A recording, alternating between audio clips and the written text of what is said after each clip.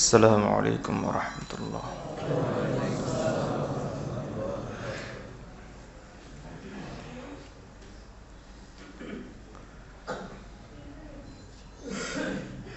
رب لك الحمد كما ينبغي لك لجلال وجهك وعظيم سلطانك. اللهم صل وسلم على محمد وعلى آله وأصحابه وبارك. أما بعد, সমস্ত প্রশংসা আল্লাহ তাআলার জন্য। আল্লাহ তাআলা আমাদেরকে পবিত্র জুমার নামাজ আদায় করার লক্ষ্যে আল্লাহর ঘর মসজিদে আসার তৌফিক দান করেছেন, আলহামদুলিল্লাহ।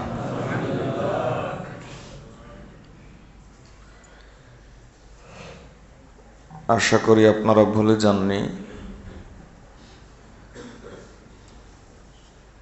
দীর্ঘ ধারাবাহিক আলোচনার সূচনা হয়েছিল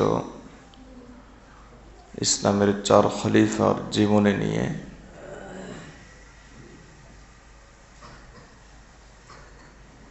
সে ধারাবাহিক আলোচনার একটা পর্যায়ে আমরা হযরত ওমর রাদিয়াল্লাহু তাআলা আনহুর জীবনী সম্পর্কে আলোচনা করছিলাম। এরই মাঝে রবিউল আউয়াল মাস চলে আসলো। সেদিকটাকে লক্ষ্য রেখে, যেতে এই মাসে সাধারণত নবীজির আলোচনা শোনা হয়, করা হয়, যেন গত 7 জুমাব্যাপী নবীজি সাল্লাল্লাহু আলাইহি ওয়াসাল্লামকে ভালোবাসার পদ্ধতি কি হবে এই বিষয়ে আলোচনা আপনারা শুনেছেন। আজকে আবার আমরা আমাদের মূল ধারাবাহিক আলোচনায় চলে যাচ্ছি। হযরত ওমর রাদিয়াল্লাহু তাআলা আনহু,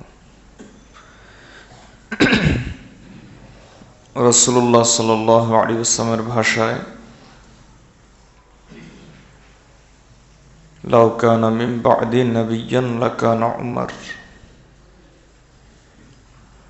নবুয়তের দরজা বন্ধ, আমার পরে আর কেউ নবী হিসাবে আসবে না। যদি আসতো তিনি হতেন ওমর। নবীজির ভাষায় ওমর যে পথে চলে, শয়তান ভিন্ন পথ ধরে। নবীজির ভাষায় লিকুল্লি উম্মাতিন মুহাদ্দাস ওয়া মুহাদ্দাসু হাযিহিল উম্মতি ওমর। প্রত্যেক উম্মতের মুহাদ্দাস আছে, আর আমার উম্মতের মুহাদ্দাস হলেন ওমর। জিজ্ঞেস করা হলো, মারিল মুহাদ্দাস ইয়া রাসূলুল্লাহ, মুহাদ্দাস কে? রাসূলুল্লাহ সাল্লাল্লাহু আলাইহি ওয়াসাল্লাম বললেন, যে ব্যক্তি ফেরেশতাদের জবানে কথা বলে। হযরত ওমর। নবীজির ভাষায়, ওমর যতদিন তোমাদের মাঝে থাকবে ততদিন তোমাদের মাঝে কোনো প্রকার বাড়াবাড়ি অবস্থান গ্রহণ করতে পারবে না। হযরত ওমর রাদিয়াল্লাহু তাআলা আনহু খেলাফত লাভ করেছেন কিভাবে, ইসলাম গ্রহণ করেছেন কিভাবে, এই সম্পর্কে আমরা আলোচনা শুনেছি। ইসলাম গ্রহণ করার পর মুসলমানরা সবচাইতে বেশি খুশি হয়েছে এবং এত জোরে তাকবীর দিয়েছিল যে হাত্তা সুমিআন নিদা ফি নওয়াহিল মদিনা, ফি নওয়াহিল মক্কা, যে তাকবীরের ধ্বনি মক্কার বিভিন্ন প্রান্তে পর্যন্ত শোনা গিয়েছিল।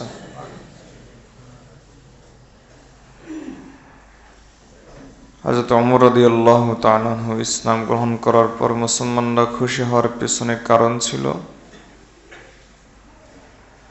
যে তিনি আইয়ামে জাহেলিয়াতের যুগেই প্রতিষ্ঠিত এবং শক্তিমান লোক ছিলেন।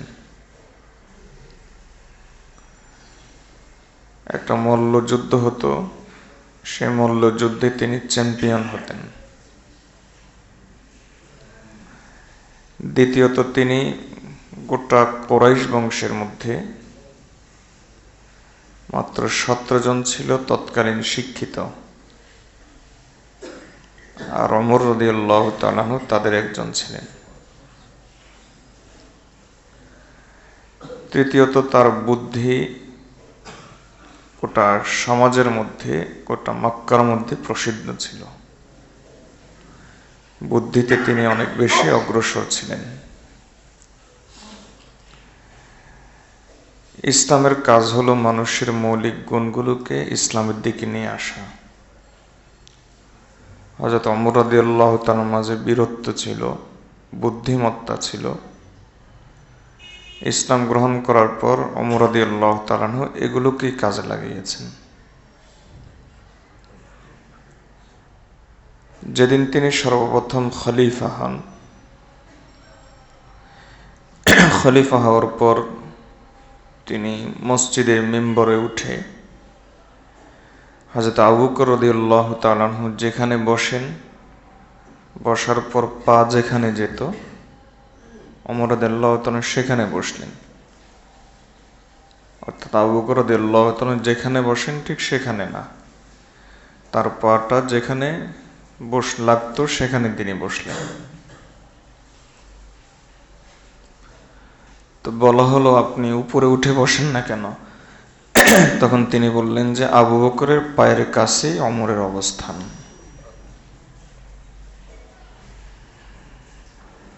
তারপরে তিনি সর্বপ্রথম যে কথাটা বলেছিলেন আমাদের জন্য খুবই গুরুত্বপূর্ণ কথা।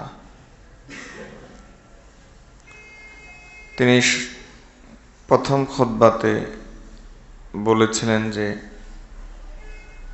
তোমরা যদি কেউ আমার মাঝে কোনো দোষ দেখতে পাও তাহলে তোমরা আমাকে সোজা করে দিবা। আর ওয়া আহাব্বু ইলাইয়া মান রাফা ইলাইয়া উয়ুবি, ওই ব্যক্তি আমার কাছে সবচাইতে বেশি প্রিয় যে আমার দোষগুলো আমার কাছে তুলে ধরে। হযরত ওমর রাদিয়াল্লাহু তাআলা আনহু খলিফাতুল মুসলিমিন হয়ে যখন তাকে লোকেরা বলল খলিফা, তিনি বললেন যে না, আমি খলিফাতুর রাসূল, নবীজির খলিফা। খলিফা মানে প্রতিনিধি, নবীজির খলিফা হওয়ার উপযুক্ত আমি নই। হ্যাঁ, মুমিনরা যেহেতু আমাকে তাদের নেতা হিসাবে ঠিক করেছে, এজন্য আমি বড়জোর আমিরুল মুমিনিন। এজন্য হযরত ওমর রাদিয়াল্লাহু তাআলার সাথে লাগানো হয় আমিরুল মুমিনিন হযরত ওমর ইবনুল খাত্তাব রাদিয়াল্লাহু।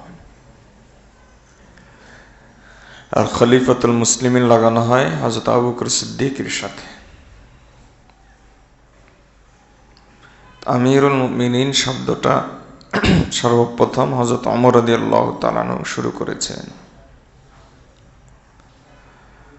হযরত ওমর রাদিয়াল্লাহু তাআলা বললেন যে আহাব্বু ইলাইয়া মান রাফা ইলাইয়া উয়ুবি,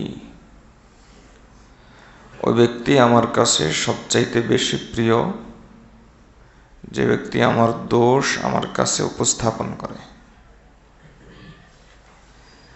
ওমর রাদিয়াল্লাহু তাআলার অন্যান্য চরিত্র বাদই দিলাম,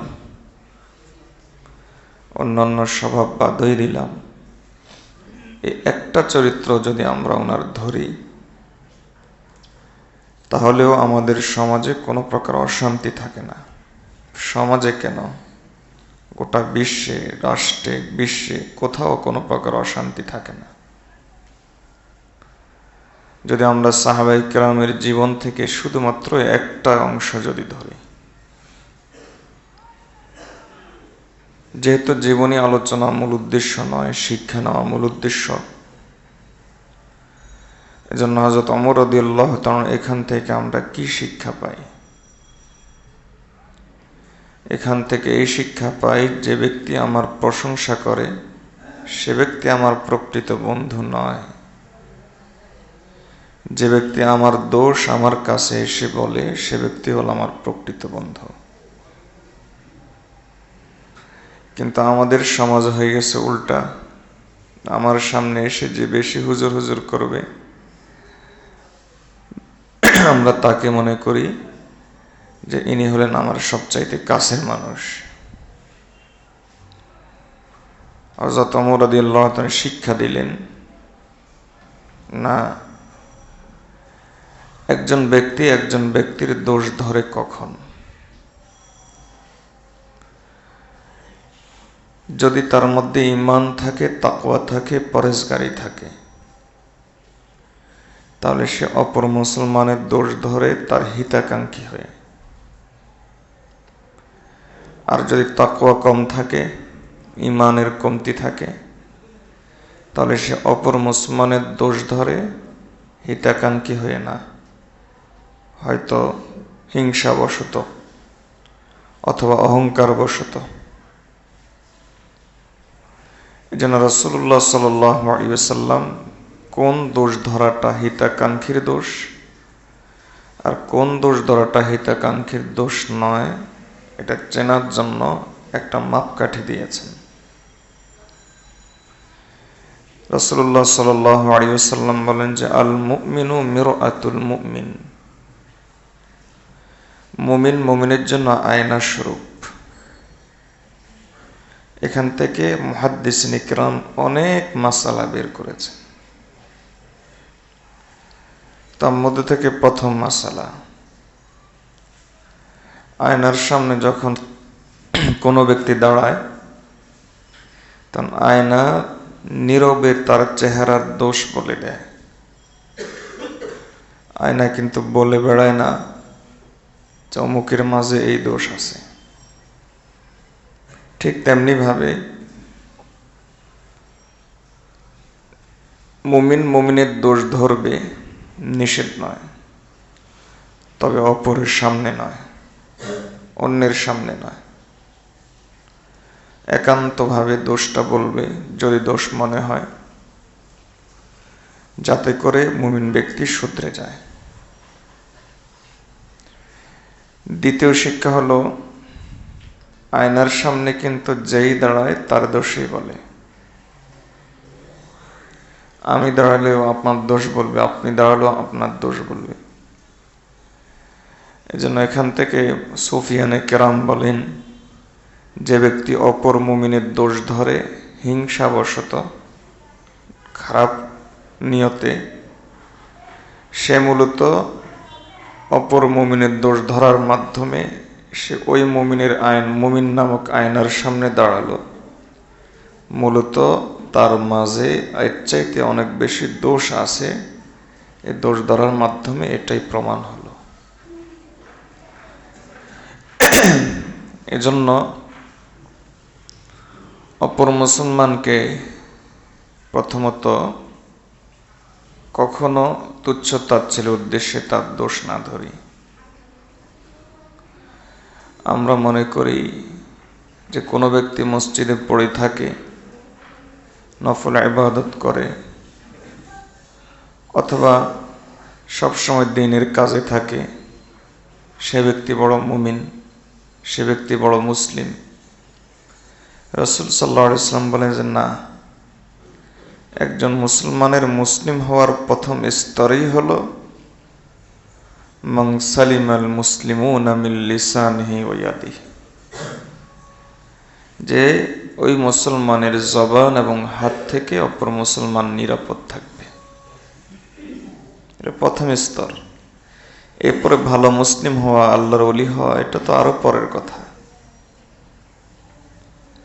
ইসলামের একজন মুসলমানের প্রকৃত পরিচয় হলো মান সালিমাল মুসলিমুনা মিন লিসানিহি ওয়া ইয়াদিহি, তার জবান এবং হাত থেকে অপর মুসলমান নিরাপদ থাকবে। তুচ্ছ তাচ্ছিল্য করে যদি অপর মুসলমানের দোষ ধরি, তাহলে আমার প্রস্তুত থাকতে হবে কিয়ামতের দিন আল্লাহ তাআলা আমার দোষ প্রকাশ করে দিবেন। আর যদি অপর মুসলমানের দোষ আমি গোপন করি, তাহলে আল্লাহর কাছে আমি আশা রাখবো সাতারাহুল্লাহু লাহু ইয়াউমাল কিয়ামাহ, কিয়ামতের দিন আল্লাহ তাআলা আমার দোষ গোপন করবেন। অহংকার বশত যদি কারো দোষ ধরি, অহংকার বশত, তাহলে আমার প্রস্তুত থাকতে হবে যে একদিন আমি এমনই কোনো বিষয়ে মানুষের কাছে ছোট হতে হবে,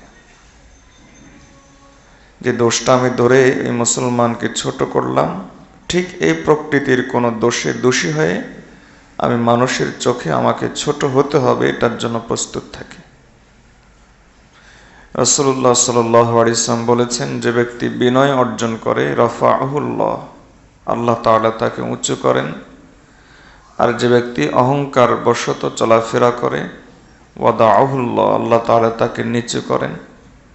হাত্তা ইয়াকুনা ফি আ'য়ুনিন নাসি সগীরান ওয়া হাকীরা, এমনকি ওই লোক মানুষের চোখে একেবারে ঘৃণিত হয়ে যায়। যেন অপর মুসলমানের দোষ ধরার সময় দুইটা বিষয় চিন্তা করব। প্রথম বিষয় হলো, এই দোষটা যদি আমি ধরি, কিয়ামতের দিন আমার প্রস্তুত থাকতে হবে আল্লাহ আমার একটা দোষ ধরবেন। দুনিয়াতে যত দোষ মুসলমানের ধরব, কিয়ামতের দিন আমার প্রস্তুত থাকতে হবে আল্লাহ আমার একটা দোষ ধরবেন। এখানে দোষ ধরার উদ্দেশ্য হলো হিতাকাঙ্ক্ষী হয়ে নয়, কারণ হিতাকাঙ্ক্ষী হয়ে দোষ ধরা এবং দোষ ধরার সুন্নত তরিকা অনুযায়ী দোষ ধরা একান্ত গোপনে, এটা তো হলো সুন্নত সওয়াবের কাজ। এখানে দোষ ধরার উদ্দেশ্য হলো যে দোষ ধরা গুনাহ, সে দোষ। আল্লাহু আকবার, আলহামদুলিল্লাহ। আমাদের বড়দের অভ্যাস ছিল এই, তাদের দোষ ধরলে তারা খুশি হতেন। হযরত হাকিমুল উম্মত থানবী রহমতুল্লাহ আলাইহি একদিন এক খাদেমকে খুব ধমক দিচ্ছিলেন। তো খাদেম বললেন যে হযরত তাহকিক করে কথা বলবেন। তাহকিক মানে তদন্ত করে কথা বলবেন, আমি এটা করি নাই। হযরত সাথে সাথে নিচের দিকে তাকিয়ে গেলেন, পড়া শুরু করলেন আস্তাগফিরুল্লাহ আস্তাগফিরুল্লাহ। আর আমরা হলে বললাম যে খাদেম বেয়াদব, মুখে মুখে কথা বলে। তিনি সাথে সাথে নিচের দিকে তাকিয়ে বলেন আস্তাগফিরুল্লাহ আস্তাগফিরুল্লাহ। এরপর মাথা উঠিয়ে বলেন যে ভাই মাফ কিজিয়ে, মাফ করবা, যে আমি শরীয়তের উসুল অনুযায়ী কথা বলি নাই। তার বড়রা তাদের দোষ ধরলে খুশি হতেন। আমাদের বসুন্ধরা মুফতি আব্দুর রহমান সাহেব রহমতুল্লাহ আলাইহি এই কয়দিন আগে ইন্তেকাল করেছেন। একদিন হযরতের ওখানে আমি নিজে বসা ছিলাম। হযরত তার মাদ্রাসার বাবুর্চিকে এনে খুব ধমক দিচ্ছিলেন। তো বাবুর্চি হঠাৎ করে বলল উঠল, হযরত হুজুর আপনি যেটা বলেছেন আমি এটা করি নাই, আপনি মিথ্যা কথা বলতেছেন। তার মেজাজ খারাপ হয়ে গেছে হয়তো এই জন্য, বা অন্য কোনো কারণে আপনার কথাটা সত্য হচ্ছে না। হযরত সাথে সাথেই নিচের দিকে তাকিয়ে বলেন আস্তাগফিরুল্লাহ আস্তাগফিরুল্লাহ। ভাই তোমার কাছে মাপ চাই, তোমার হক আমি নষ্ট করছি, যে তোমাকে কষ্ট দিছি, তোমার কাছে আমি মাফ চাই। তা আমরা হলে বললাম এ চাকরি, বাবুর্চি আবার চাকরি থাকে নাকি? আলহামদুলিল্লাহ ওই বাবুর্চি এখনো আছে। তো এটা হলো আমাদের বড়দের অভ্যাস। আর শাইখুল হাদিস আল্লামা জাকারিয়া রহমতুল্লাহ আলাইহি একজন খাদেম ছিল। তো বারবার দোষ করত। তো একদিন জাকারিয়া রহমতুল্লাহ আলাইহি তাকে খুব ধমক দিচ্ছিলেন। তো ওই খাদেম বলে উঠলো, হযরত মাফ করে দেন। জাকারিয়া রহমতুল্লাহ বললেন, কয়বার মাফ করব? প্রতিদিন একই দোষ, কয়বার মাফ করব? তো মাওলানা ইলিয়াস রহমতুল্লাহ আলাইহি কাছে বসা ছিলেন, ইমামুদ দাওয়া ওয়াত তাবলীগ। তিনি কাছে বসা ছিলেন। শাইখুল হাদিস জাকারিয়া রহমতুল্লাহ আলাইহির কানে কানে বললেন, যতবার তুমি আল্লাহর কাছে মাফ পেতে চাও ততবার তুমি একে মাফ করো। আমাদের গুনাহ অসংখ্য, অগণিত। কাজেই আমাদের আল্লাহর কাছে মাপ পাওয়ার দরকার একবার না, অসংখ্যবার।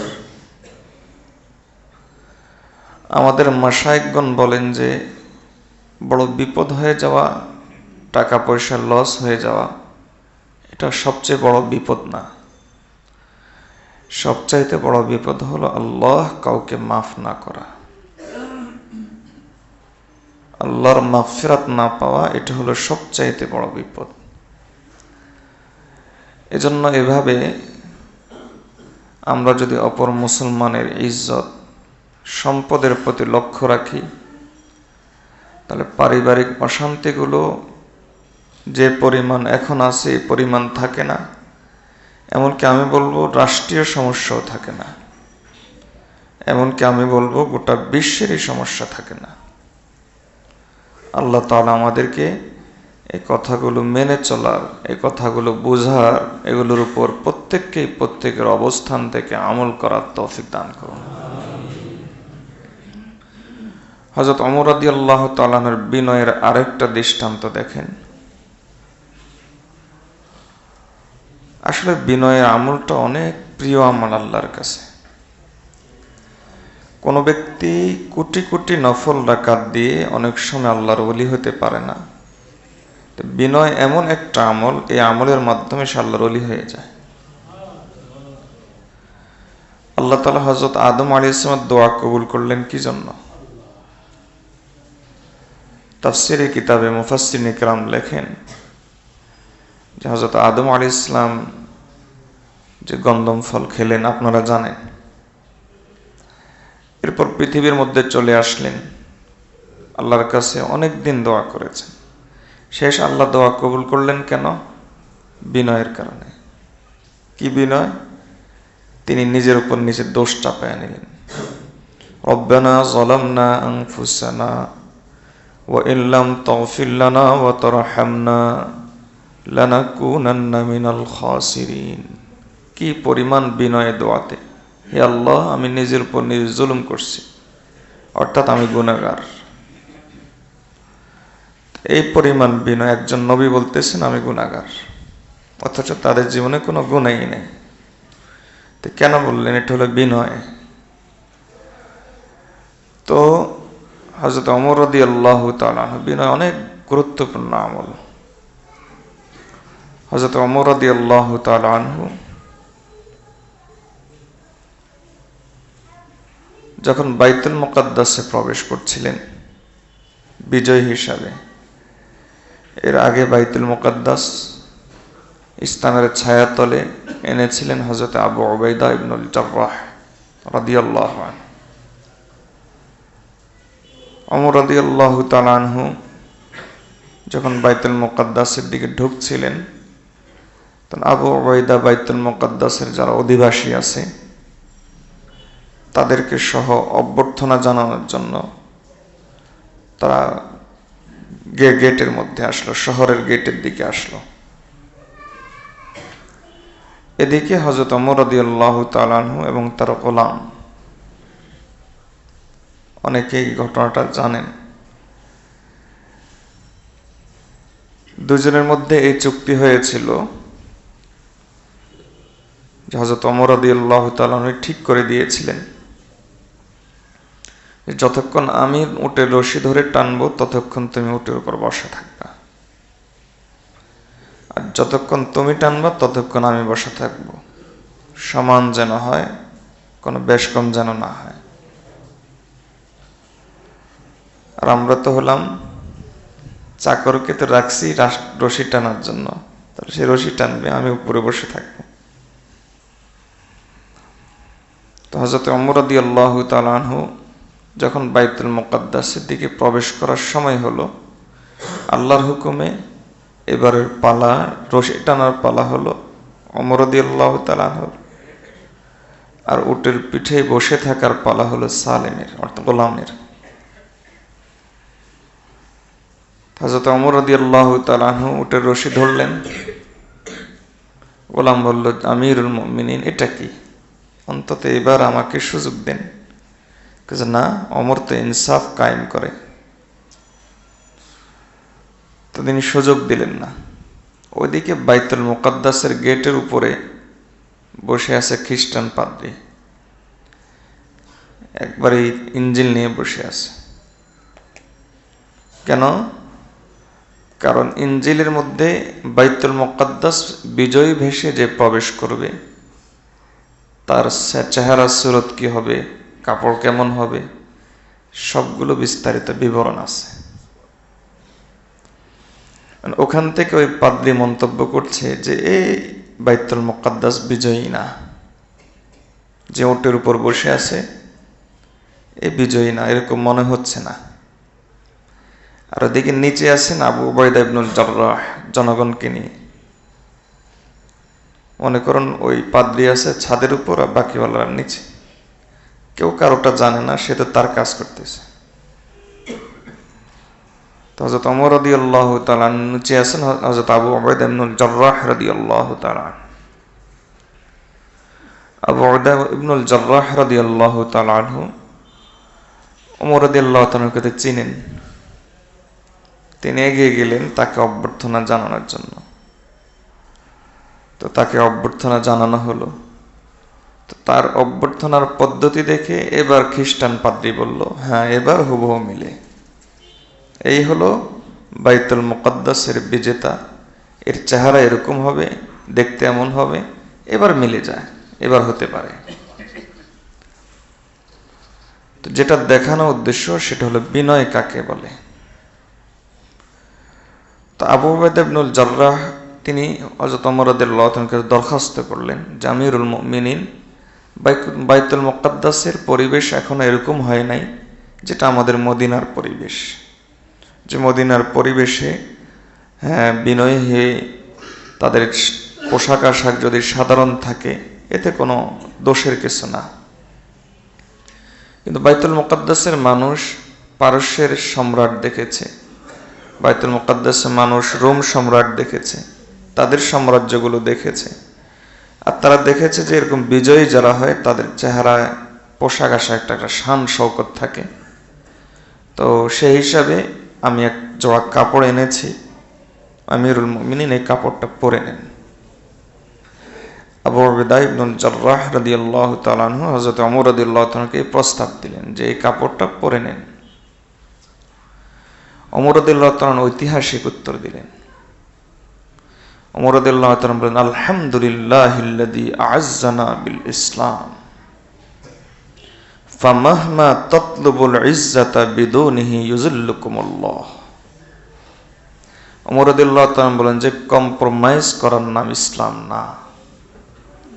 ইসলাম একটা স্বতন্ত্র ধর্ম, সে তার স্বকীয়তা নিয়ে চলবে।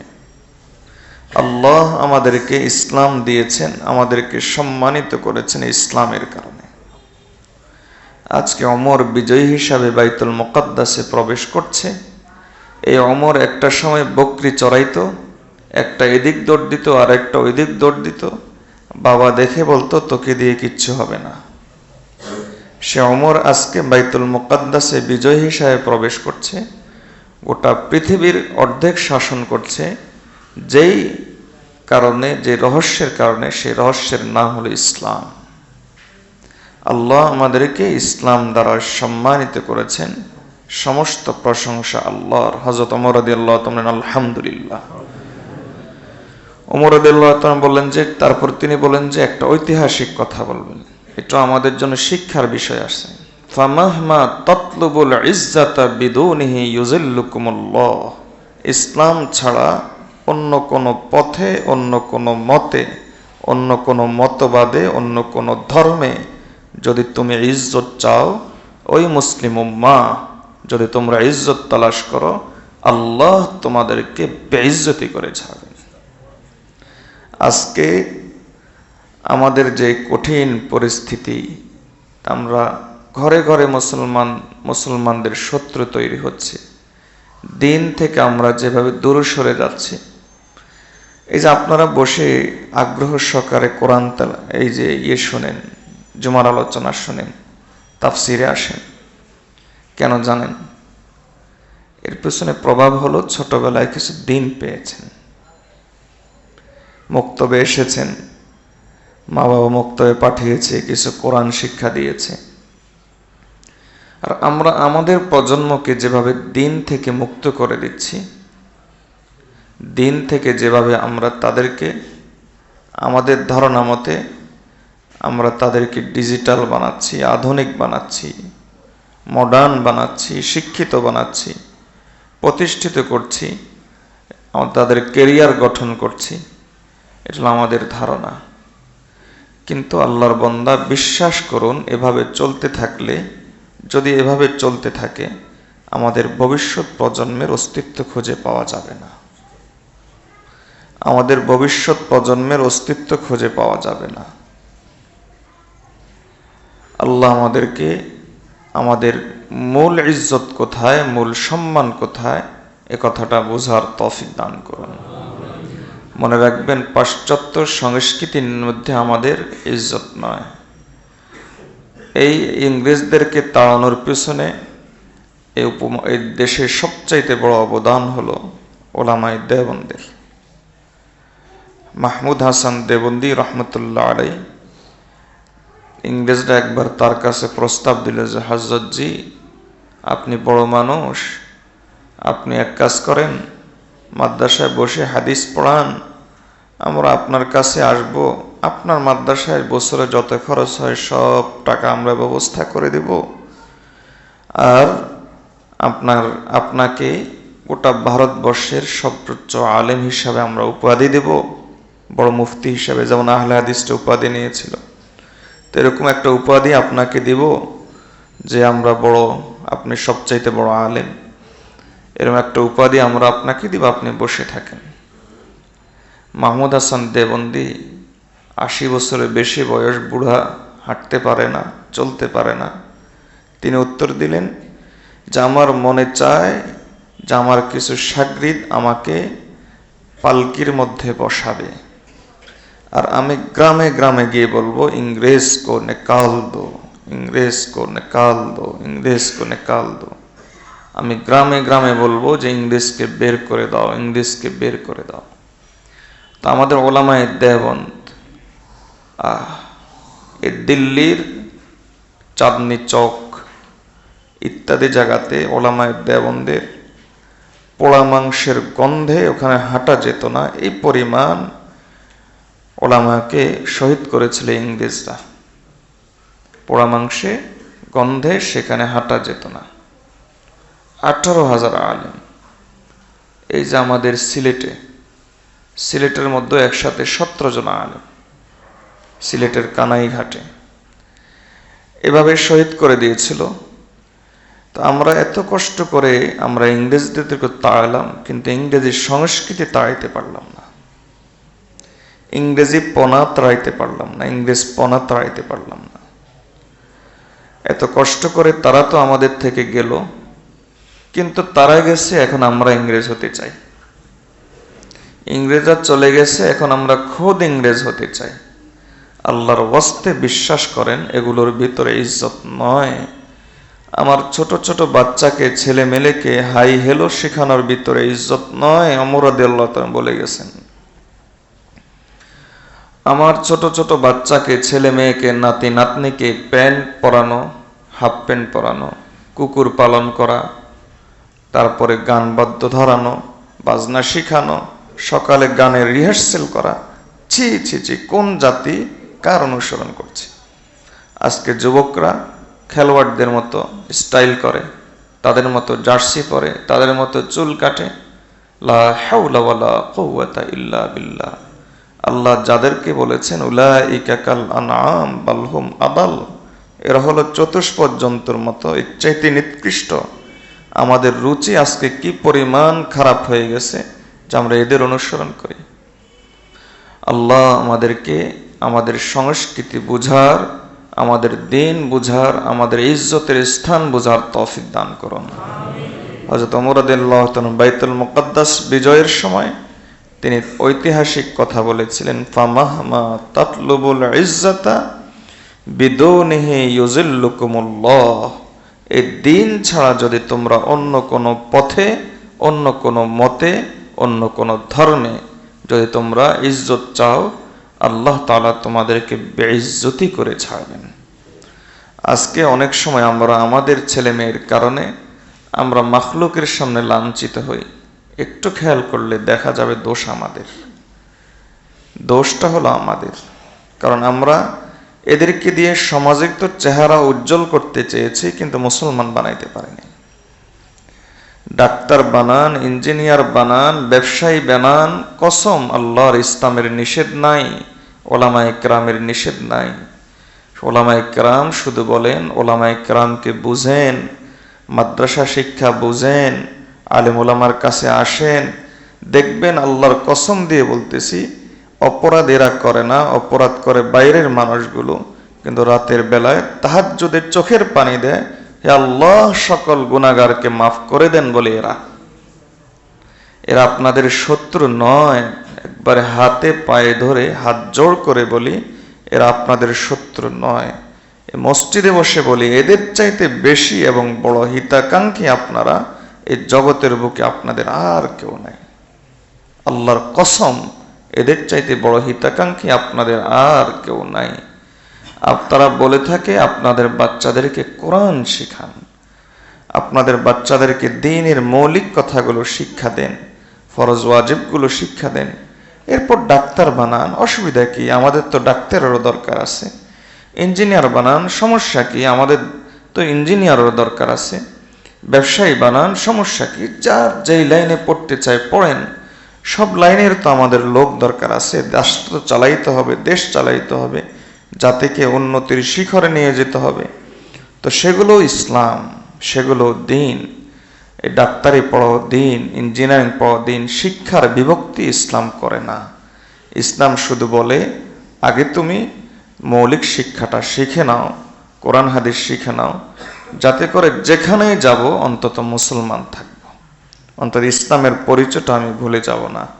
আল্লাহ আমাদেরকে মুসলিম হওয়ার তৌফিক দান করুন। আমাদের ছেলে মেয়েদেরকে সব কিছু বানানোর আগে মুসলমান বানানোর তৌফিক দান করুন। ওমা আলাইনা ইল্লাল বালাগ। আবারও সে স্মরণ করে দিচ্ছি উঠার আগে ওমর রাদিয়াল্লাহু তাআলার কথা, আলহামদুলিল্লাহিল্লাযী আ'আজ্জানা বিল ইসলাম। যারা পারেন মুখস্থ করে নেবেন। সমস্ত প্রশংসা ওই আল্লাহর জন্য যিনি আমাদেরকে ইসলাম দ্বারা সম্মানিত করেছেন। ফামাহমা তাতলুবুল ইজ্জাতা বিদুনিহি, ইসলাম ছাড়া যদি অন্য কোনো পথে তোমরা ইজ্জত চাও, ইউজিল্লুকুমুল্লাহ, আল্লাহ তোমাদেরকে বেইজ্জতি করে ছাড়বেন।